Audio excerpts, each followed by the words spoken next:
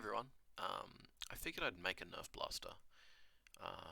I got kind of inspired by LeedleDynamics, and they're really nice stringers because of their low cost and general um, entrance to the hobby style thing. Just 3D print, get some 5mm elastic cord, and you have a pretty good time. And so I was doing some thinking, especially after looking at the Corsair, and I thought I might try and make a double barrel shotgun style blaster, which is a stringer that accepts shells. And I've done a little bit of concept work, and I think this is going to work, so I'll just take you through it real quick.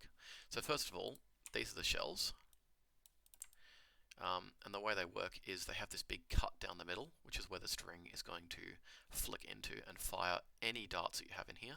I feel like one of the biggest advantages of stringers, apart from them being quiet, is I don't think they care that much how many darts are in there. They have a lot of actual hauling and heft power. Even if they have a slightly lower FPS, they can push a lot more. So I figure like you could probably pack 2 or 3 darts in one of these longer shells. I haven't spaced it out appropriately for that length, but that's one of the next tasks.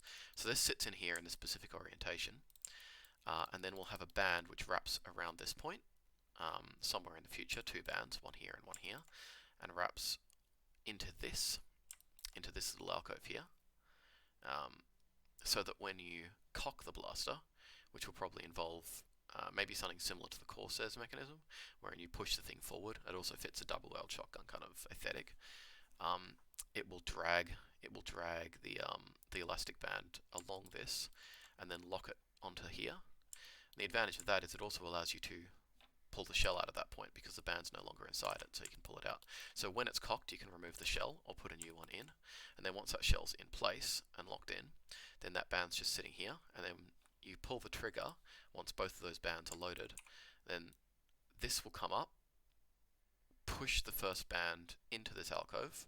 If you remove this for a minute, it flies down the end and smacks into here, and then you'll see there's actually an open space cut inside the shell, which means this can keep going inside of it, allowing the second part to do the same with this one, meaning that you have a single trigger pull that fires one dart after the other, similar to the old Busby shotguns, which I really liked. That's the mechanism as far as I've worked it out. I actually think this could be a real winner. I love the idea of having a stringer blaster, because a lot of the blasters at Nerf are super expensive right now, and stringers tend to be much cheaper to produce. And on the one hand, you have a lower FPS, but on the other hand, it's a shotgun. You don't need a high FPS. And the scatter should be pretty good.